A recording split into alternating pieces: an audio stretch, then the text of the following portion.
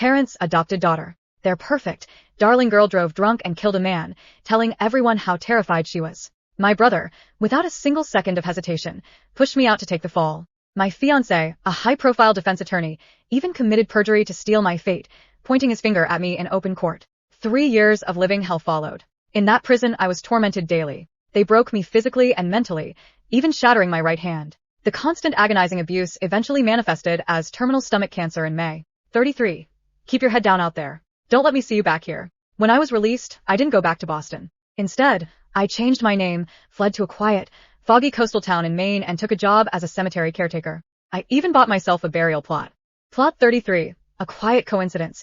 Nothing more, until one dreary April morning under a steady drizzle. A figure under a black umbrella stopped in front of my desk. The owner of Plot 33. Does anyone ever come to visit her? My left hand holding the registration pen froze. Hearing that voice again made me feel as if I were looking back across a lifetime. The rain continued to tap against the window pane. Without looking up, I kept my voice entirely flat. She has no family. James froze. Then he let out a bitter, disbelieving laugh. Do you have any idea how long I've been looking for you, Rin? Do you even have a heart? I finally looked up after all these years. He was still immaculate in his custom-tailored coat, still the golden boy of the Boston press, and me. I was a ghost of myself, hollowed out by the sickness. I watched his eyes grow red, but I felt only a cold amusement. What did Clara do this time? I asked. Whose crime do you need me to pay for now, Ren? A fleeting, ugly guilt flickered in James' eyes. Sarah's health is fragile. You did a few years for her. Is that really something you can't get over? His words were just as sharp and dismissive as they had been 3 years ago when he practically shoved me into the back of a police cruiser. Clara is too delicate for prison, Ren. You're her sister. Is it really that hard to do this for her? I pulled my lips into a dry mimicry of a smile. No, I can't get over it. He stared at me completely stunned. Stop acting out. Come back to Boston with me. He grabbed my wrist, dragging me out of the caretaker's booth. Let go of me. I struggled, but my lungs burned and I couldn't draw enough air to fight him. James stopped. He finally took me in, really looking at the state of my body. What is wrong with you? The panic in his eyes was almost comical. If you actually care, I said, forcing my voice to remain steady, then give me back my life. Tell the truth. Clear my name publicly. Do you want to destroy Clara's entire life? He spat back instantly. Of course, as a celebrated investigative journalist with millions of followers, he wouldn't write the story that mattered. He wouldn't write the truth for his own sister. If he knew my right hand was ruined, he'd probably find a way to justify it. After all, Clara was a jewelry designer too. Every time I won an award before the crash, she'd lock herself in her room and cry until they all blamed me. My numb heart gave a dull, familiar throb. Then why are you here? My voice trembled. Ren, it was just 3 years. It didn't ruin you. James sighed, exasperated. I can support you for the rest of your life. It's a hell of a lot better than rotting in a graveyard. Stop being so ungrateful. He forced me into his car. Where are you staying? I didn't have the energy to fight him. I whispered the address. The car pulled up to a dilapidated apartment complex on the edge of town. There were no streetlights. The landlord didn't bother. James followed me up the stairs, his pace slowing as the peeling wallpaper and smell of damp took over. Mrs. Higgins, my neighbor, passed by and gave me a warm smile. Early day, Ren. Then her eyes drifted to James, scanning his expensive suit. Before I could reply, James grabbed my arm. Roughly changed your name. He pressed right over the deep old aches in my arm, and I gasped from the sharp pain. But he didn't notice. He only tightened his grip. Who gave you permission to change your name? Hey, let go of her. Mrs. Higgins stepped in, pushing him away. The dam broke. I completely lost control. Does it have anything to do with you? I screamed, my voice cracking raw. You see how I live now. Just leave me alone, please. I am begging you. James's hand hung frozen in the air. Fine, fine. I guess we raised an ungrateful snake after all. I didn't breathe until the sound of his heavy footsteps faded down the stairwell. I reached down to help Mrs. Higgins. I'm so sorry, Mrs. Higgins. Are you okay? I'm fine, dear, she said softly, patting my shoulder. She saw the terror in my eyes, but she didn't pry. She just whispered, take care of yourself, and headed inside. Back in my apartment, I collapsed onto the threadbare sofa. My body wouldn't stop shaking. Memories rushed back, suffocating me. Look at her. Thought you liked driving drunk? Come on, drink the toilet water. What? You don't like it? Crawl like a dog, and maybe we'll believe you didn't kill that guy. So what if you're a rich girl? Your own brother left you in here to rot in prison. The humiliation was a daily routine. They made me kneel for scraps. They tried to force me to draw jewelry designs for them to sell. When I couldn't, they held me down and snapped my hand. Later, I started throwing up blood. I begged to see James. First he came, but then he started calling me a liar, accusing me of trying to manipulate him. Eventually, he stopped coming altogether, leaving a message through a guard. Your brother says he has eyes in here. He'll visit when you stop acting. On the day of my release, I squinted against the blinding sun. I didn't go back to Boston. I just wanted to live out whatever days I had left in quiet obscurity. But why was he back? I stared at the ceiling until dawn, then headed back to the cemetery. After submitting my resignation, I sat on a stone bench, clutching the folded medical diagnosis in my pocket until it was crumpled beyond recognition. 2 weeks ago, I had collapsed in the registration booth. When I woke up, the clinic doctor was holding my hand, crying. That was how I found out I had less than a month left. The rain poured harder now. Suddenly, a warm hand wrapped around my wrist, pulling me up roughly. James said you were hiding here. I didn't believe him, disappearing without a word. Did you forget we have an engagement? I looked up into the dark, stormy eyes of Wayne. Don't you think you're being incredibly selfish? Selfish when he and Clara slept in my bed on my birthday, making me the laughingstock of Boston's elite. Did he think about being selfish? My eyes dropped to his ring finger, a platinum band matching Clara's. Counting the 3 years I spent behind bars, they've been sleeping together for 5 years. Nausea hit me like a physical blow. I shoved him away, leaning over a trash can, retching violently. Wayne frowned, stepping forward to pat my back, but I flinched away from his touch. I froze. Are you pregnant with some bastard's kid? When I didn't answer, his voice hardened. A guy named Wells. Slap. I struck his cheek with everything I had left, my body trembling with rage. You are disgusting, Wayne. I turned to walk away, but he caught up, dragging me toward his sleek sedan and locking the doors. Let me out. James is already at your apartment, Wayne said, steering onto the road. Aren't you going home? The words drained the last of my strength. I looked at him, hollowed out. Is hurting me really that fun for you? Wayne's brow furrows. Don't talk like that. Once we're back in Boston, we'll go ahead with the wedding then. As if remembering a minor detail, he added, though legally we won't be married. Clara and we already registered. I let out a soft, humorless laugh, turning my face to the window. I wish you both a long life. May you have many children. The car stopped back at my bleak apartment complex. Clara came with us. I'm going to the airport to pick her up, Wayne said. I don't reply. I just got out. When I pushed open my door, James was sitting on my sofa staring blankly at my old jewelry design sketchbook. You used to live for this, he said, looking up with a confused, hollow expression. Why? Why did you stop designing? He looked around the peeling walls, his voice suddenly thick. I won't hold the name change against you, but run. How have you been living like this? For a second, I thought I saw a rim of red around his eyes. I walked over and calmly took the sketchbook from his hands. You don't have to worry. I will never compete with Clara for a design slot again. Just let me go, please. James stood up, grabbing my shoulders, his eyes bloodshot. You vanished for a year, without a single word. Who is hurting whom here? What do you mean you can't design anymore? What happened to your hand? I pulled away from his grip. Stop acting, James. My voice was barely a whisper when they broke my hand in that cell. The guard called you. I heard the entire conversation. His words from that night had carved themselves into my skull. A fracture. Forget it. Ron is too arrogant, always showing off her awards in front of Clara. She needs to learn some humility. Send the prison doctor tomorrow. You knew, James stammered, his face losing color. No, the prison doctor told me it was just a minor sprain from a slip. What do you mean they broke it? James Zeri, a sweet, soft voice called out from the doorway. Clara stood there holding a thick folder. She glided in and wrapped her arm around James's. I personally went and questioned everyone who worked at the facility back then. They all said Rin just sprained her wrist. Nobody laid a finger on her. Look, I have their signed statements right here. Stop worrying so much about her. The doubt in James's eyes vanished instantly, replaced by a complicated defensive irritation as he looked at me. Your hand.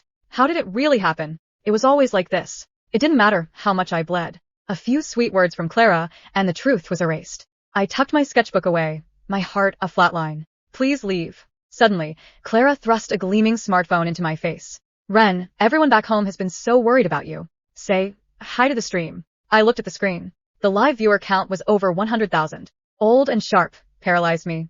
3 years ago, the courtroom was filled with the same flashing lights, the same voyeuristic eyes believing the lies, screaming from my head, get it away. Get it away from me. I slapped the phone out of her hand, stumbling back until my spine hit the freezing wall. Gasping for air, James's face softened with a flicker of genuine alarm. Ren, do you really hate me that much? I'll leave, Clara sniffed, her eyes welling with theatrical tears. Just leave me alone, I screamed, drowning her out. Please, all of you. My hand was ruined. My career was dead. I was dying. Why won't they just let me die in peace? Ren, we looked for you for a year. How can you be so cruel? Clara wept. James's expression hardened into anger again. Sarah has done nothing but worry about you, and this is how you treat her? He barked more questions at me, but my brain shut down.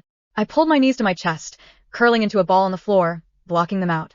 Please, just let me go. Finally, the heavy wooden door slammed shut. Silence filled the room. I sat on the cold floor for hours. When my hands stopped shaking, I texted my landlord that I was leaving. Then I opened my browser and scheduled an appointment at an assisted dying clinic in Switzerland. If living was just a slow torture, I'd rather choose my own exit. At 5 a.m., my phone rang. It was the cemetery office. Is this Miss Wells about plot 33? We've had to transfer it to another buyer. We're moving your reservation to the communal plot on the East Ridge. I froze. I paid for that plot in full a year ago. You have no right to sell it. Clerk let out a cynical chuckle. The new buyer offered $80,000 cash. Look, if you want it back, pay us $100,000. You've held that plot for a year. If you had actually died, we wouldn't have sold it. But you're still walking around. It's a waste of prime real estate. The line went dead. A cold sweat broke across my forehead. I grabbed my coat and hailed a cab. That grave was the only thing I had left, my quiet corner of the earth. When I arrived, the rain was pouring. I saw Clara standing near the edge of plot 33, directing 2 workers to haul away the headstone bearing my name. Get this depressing garbage out of here. Dump it in the communal section. Blood rushed to my ears. What are you doing? Sarah turned, a sickeningly sweet smile on her face as she cradled a small ornate wooden urn. No, Wren told me this exact spot would be perfect for Cloud's ashes. Cloud, her white somoid. During my brief 3 months back with the Abbotts, that dog had bitten me dozens of times. The worst time, it tore a chunk of flesh from my calf. When I cried to James, he just held the dog, telling me, dogs have intuition. Wren, Cloud wouldn't bite you without a reason. You must have done something to provoke him. I stared at Clara, forcing my voice to remain low. I bought this plot a year ago. Give it back to me. Oh, please, Clara scoffed, stepping closer, her voice dropping to a vicious whisper. Wren, whatever I want, I get. I know you're dying. In fact, I made sure those girls in prison took excellent care of you. A loud ringing filled my ears. My hands clenched. Then I smiled, a cold, empty smile. You will burn for this. Slap. I hit her face so hard, my palm stung, screaming, I went to prison for you. Why do you hate me this much? Clara shrieked, intentionally dropping the urn. The white ashes scattered into the wet wind. She covered her face, sobbing hysterically. Wren, you can hit me, but how could you do that to Cloud? Apologize to her. James's voice cut through the rain behind me. My tears finally spilled over, hot and bitter. I have stage 4 stomach cancer. I have weeks left to live. What? James gasped. It's okay, James. I'll just kneel and scoop his ashes back up. Clara interrupted, pulling a folded sheet of paper from her. Clara slowly unfolded the paper with trembling fingers. No, she whispered, voice breaking at just the right places. Wren must have written this before. James took it instinctively. It wasn't Wren's medical report. It was a forged psychiatric evaluation. Patient exhibits severe delusions, violent tendencies, pathological jealousy toward adoptive sister Clara Abbott, likely to fabricate terminal illness for attention. James's face immediately relaxed. Wayne, who had just arrived, snorted. I knew it. Wren didn't even bother correcting them. She simply watched. The truth had never mattered to any of them. Clara knelt dramatically in the mud, gathering handfuls of wet ashes. I'm sorry, Cloud. I know sister doesn't mean it. I'm sure prison changed her. Every live stream comment exploded. She's terrifying. Poor Clara. Terminal cancer? Another lie? Someone call the police. James looked at Wren with disappointment instead of pity. You almost made me believe you. You've really become sick. Something inside Wren finally died. Not her body. Her heart. She laughed. Quietly at first. Then harder. The sound made everyone uncomfortable. You know what? She wiped the rain from her face. You're right. I lied. James frowned. What? I don't have cancer. I don't have a broken hand. I wasn't tortured. I wasn't innocent. I killed that man because I enjoyed it. Wayne blinked. Clara's fake tears paused. James stared. Wren smiled wider. If that's the version of me you've always preferred, I'll become her. She turned and walked away without another word. 3 days later, Boston woke to breaking news. The Abbott Jewelry Group's confidential prototype collection had been leaked online. Millions in contracts vanished overnight. Clara screamed in the boardroom. I didn't do this. Someone had uploaded every unfinished design, including the ones she'd stolen from Wren years ago. James immediately investigated. The hacker left one sentence. Credit the original artist. No signature. No demands. Just those 5 words. The internet began comparing timestamps, old competition catalogs, archived interviews. An uncomfortable pattern emerged. Every famous Clara Abbott design looked strangely similar to Wren's forgotten student portfolio. James tried to suppress the articles. Instead, more appeared. A week later, Wayne's law firm received anonymous evidence. Emails, hotel receipts, private recordings. Not of Wayne cheating. Everyone already knew he cheated. No. These showed Wayne coaching witnesses, destroying evidence, manipulating juries. His partners immediately suspended him. Wayne slammed his fist onto his desk. Who is doing this? Another email arrived. Only 4 words. Justice takes patience. Then came James. Millions of followers suddenly received old video clips. edited together perfectly. Every time James had defended Clara. Every time he'd called Ren selfish. Every contradiction. Every lie. Not fake. Just carefully organized. His credibility collapsed almost overnight. For the first time in his career, people questioned him instead of believing him. The three of them met that evening. James looked exhausted. This isn't random. Wayne nodded. It's Ren. Clara slammed her hands on the table. No, it can't be. She's too weak. Too stupid. Too emotional. A slow clap echoed from the doorway. All three turned. Ren stood there, still painfully thin, still pale. But something in her eyes had changed. No fear. No pleading. Only amusement. You finally noticed me. James stepped forward. Ren. She raised one finger. No. Ren died in prison. The woman standing in front of you is the monster you created. She smiled beautifully. I've decided. If the world insists on making me the villain, then I'll become the greatest villain Boston has ever seen. Then she tossed a thick folder onto the table. Every page contained evidence. Not enough to destroy them today. Just enough to let them know. She had everything. Every affair. Every bribe. Every forged document. Every illegal transfer. Every witness they had paid. Every crime. She'd spent the last year quietly collecting pieces instead of hiding from them. She hadn't disappeared to survive. She had disappeared to hunt. You know the funny part? She looked directly at Clara. I don't want you arrested. Clara blinked. What? Prison ends. I want you awake. I want you wondering every morning what I'll take from you next. She leaned close enough for only Clara to hear. You stole my life. I'm going to steal yours. One heartbeat at a time. For the first time, Clara's smile completely disappeared, because she finally understood. The timid sister who begged for love was gone forever. Standing before her was someone far more dangerous. Someone who no longer wanted justice. She wanted revenge. And she intended to enjoy every second of it. Clara didn't sleep that night. Every creak of the house made her jolt awake. Every notification made her grab her phone. Nothing. Just silence. Somehow, that was worse. The next morning, Clara stormed into James's office. She's bluffing. James rubbed his temples. I've already had my cybersecurity team trace the leaks. And they can't. Wayne threw a folder onto the desk. My biggest client terminated their contract this morning. James frowned. Because of the investigation? Wayne laughed bitterly. No. They said they don't do business with men whose integrity is under public scrutiny. He glared at Clara. This all started because of your mess.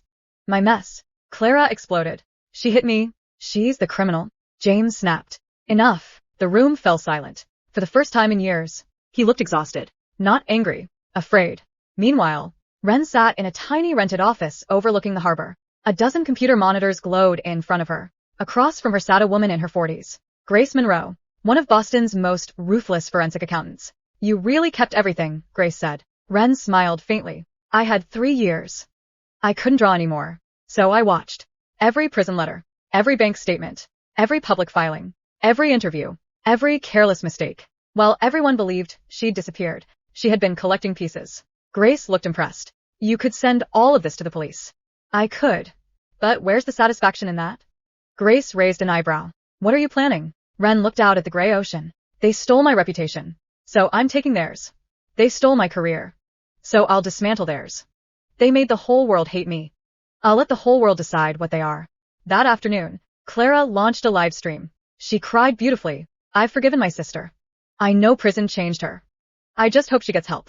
Millions watched. Comments flooded in. Half believed her. Half didn't. Then, someone donated $1. The attached message appeared on screen. Show everyone your left ankle.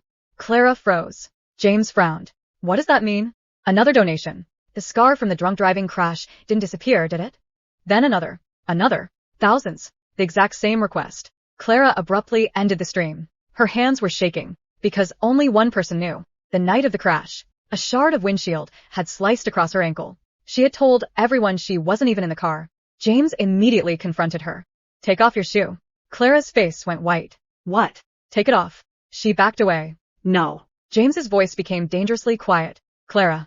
Wayne looked between them. What's going on? Clara suddenly burst into tears. You don't trust me either? James didn't answer. That silence terrified her more than anything. Across town, Ren watched the entire confrontation through a security feed she'd quietly gained access to from a private investigator she'd hired months earlier. Grace chuckled. You could have exposed the scar yourself. I could have. Ren sipped her tea. But doubt is stronger. If I accuse Clara, James defends her. If James starts questioning Clara, she destroys herself. Grace smiled. You're cruel. Ren's expression remained calm. No. I learned from the best. That evening, Clara entered Ren's apartment without knocking. She slammed the door. What do you want? Ren asked. You think you've won? Clara's sweet voice vanished completely. Her face twisted into something ugly. I made those women break your hand. I paid the guard. I sent your medical records to the prison, so they'd know exactly how sick you were. She stepped closer. I even bribed someone to delay your treatment. I wanted you to die before you got out. Ren's face remained unreadable. Clara laughed. You know why? Because Mother always looked at you first. Because James always praised you first. Because Wayne loved you first. You existed. So, I erased you. Silence. Then, Ren reached into her pocket, pressed one button. A tiny recorder blinked red. Recording. Clara's smile disappeared. You. I know, Ren interrupted softly. You thought I became the villain. She stood. Slowly. Painfully. But villains don't confess. They let heroes expose themselves. Clara lunged for the recorder. Ren stepped aside. Clara crashed into the coffee table. The recorder remained in Ren's hand. She looked down at her adoptive sister with the first genuine smile she'd worn in years. Thank you. You just gave me everything I needed. Outside, police sirens echoed in the distance. Not because Ren had called them, because she had anonymously reported an attempted assault in progress the moment Clara entered the building. As the sirens grew louder, Clara realized something that made her blood run cold. Ren wasn't acting on impulse anymore. Every conversation, every confrontation, every move had been planned several steps in advance. For the first time in her life, Clara wasn't controlling the game. She had become the one being played. The police knocked. Open up. Clara's face drained of color. Ren. Her voice cracked for the first time. Delete the recording. Ren tilted her head. I thought I was delusional. I thought I lied about everything. So why are you afraid? Clara's eyes darted wildly. I'll give you anything. The Abbott house. My shares. Money. You've always wanted Father's approval, haven't you? Ren laughed. A real laugh. It wasn't loud. It wasn't hysterical. It was amused. You still don't understand. I don't want what belongs to you. I want you to lose it. The pounding on the door grew louder. Police. Open the door. Clara suddenly fell to her knees. Tears streamed down her face. Sister. I'm sorry. I was jealous. I know I was wrong. Please. Don't ruin me. Ren crouched until they were eye level. She spoke so quietly only Clara could hear. You rehearsed that apology on the drive over, didn't you? Clara froze. You always cry at exactly the right second.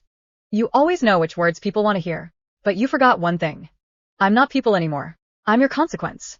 The words landed like ice. Ren unlocked the door herself. Two officers stepped inside. One looked between the overturned furniture and Clara kneeling on the floor. Ma'am, we received a report of a disturbance. Before Clara could speak, Ren smiled politely. It was just a family disagreement. The officers frowned. Are you sure? Yes. They took a brief report, reminded both women to avoid further conflict, and left. The moment the door closed, Clara stared at Ren in disbelief. You let me go? I thought you wanted revenge. Ren poured herself a cup of tea. I do. So, why didn't you hand me over? Because being arrested tonight would have been too easy. She looked Clara straight in the eye. I've changed my mind. I don't want one spectacular fall. I want your entire life to collapse so slowly that you'll pray for prison. The next week became a nightmare. Every morning, something disappeared. Not stolen. Simply gone. A luxury brand quietly ended Clara's ambassador contract. A magazine canceled her cover shoot. A charity withdrew her invitation to its gala. A museum removed one of her jewelry collections from an upcoming exhibition. No scandals. No accusations. Just polite emails. We've decided to move in another direction. Clara screamed. Who is talking to these people? No one answered. James found himself facing the same thing.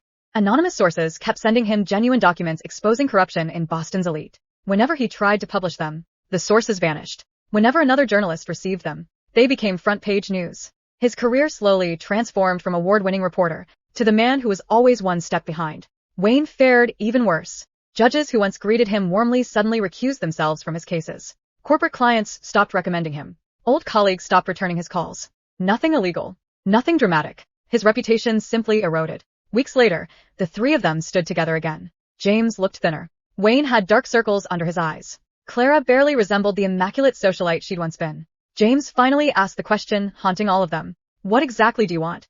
Ren looked at the city skyline through the restaurant window. You know, I used to dream about proving I was innocent. I imagined you'd apologize. I imagined we'd become a family again. She smiled. It was a childish dream. She stood. I don't need your apology anymore. I need witnesses. James frowned. Witnesses. When the truth finally comes out, I want everyone to remember that I gave all three of you countless chances. She placed the restaurant bill on the table. I even paid for dinner. Then she walked away. None of them noticed the small envelope she'd deliberately left behind. Only after she was gone did James open it. Inside was a single photograph. The original police crime scene photo from the night of the fatal crash. One detail, overlooked for years, was circled in red. Clara's bracelet. Still wrapped around the steering wheel. The bracelet she had sworn under oath she'd never worn that night. James's hands began to shake. Wayne slowly looked at Clara. Clara's lips parted. No, this has to be fake. James looked at her for a long, silent moment. Then, for the first time in 5 years, he didn't defend her. James quietly reopened the case himself. He didn't tell Clara. He didn't tell Wayne. He spent weeks comparing old police files, hospital records, surveillance footage, and witness statements. The deeper he dug, the more impossible it became to ignore. Every inconsistency pointed to one person. Clara. The final blow came when a retired traffic investigator recovered archived footage from a nearby warehouse that had never been requested during the original investigation. The grainy video showed the aftermath of the crash. The driver's door opened. Clara stumbled out. Wren wasn't even in the driver's seat. James watched the footage 3 times before collapsing into his chair. His hands wouldn't stop shaking. Within days, he turned everything over to prosecutors. Not because he wanted redemption, because there was no other choice. The district attorney announced the case would be reopened based on newly discovered evidence. The press exploded. Wrong woman imprisoned for 3 years? Boston elite family accused of massive cover-up. Award-winning attorney and journalist under investigation. Clara ran. She dyed her hair. Used fake identification. Booked a flight under another name. She made it all the way to the boarding gate before federal agents surrounded her. She screamed, "You can't arrest me. They're lying." As they handcuffed her, cameras captured every second. The same cameras she had once loved. Wayne lost his law license. The Bar Association found overwhelming evidence that he'd knowingly presented false testimony and concealed exculpatory evidence. Every major client abandoned him. His marriage to Clara was annulled after prosecutors argued it had been used to conceal financial transfers connected to the cover-up. He became the attorney no one would hire. James resigned before his employer could fire him. He published one final article. It wasn't an investigation. It was a confession. He admitted he had betrayed his own sister, ignored evidence, and chose loyalty over truth. The article won him no praise, only criticism. He disappeared from public life shortly afterward. The Abbott parents fared no better. Their company lost investors almost overnight. Former business partners distanced themselves. Shareholders forced them out of leadership. The family that had spent years protecting Clara lost nearly everything trying to save her. 3 months later, Clara stood in court. This time, Wren sat in the front row. No prison uniform. No handcuffs. Just quiet composure. The judge vacated Wren's conviction completely. Every charge was erased. Her record was formally cleared. Then the judge turned to Clara. She was convicted of vehicular homicide, conspiracy, obstruction of justice, witness tampering, and multiple counts of fraud related to the cover-up. As deputies led her away, Clara twisted around and screamed, "Wren, you ruined my life." The courtroom fell silent. Wren smiled. "No. You ruined your own. You just made me pay the bill." The doors closed behind Clara. This time, no one tried to stop them. A week later, Wren stood alone before Plot 33. The headstone had been restored.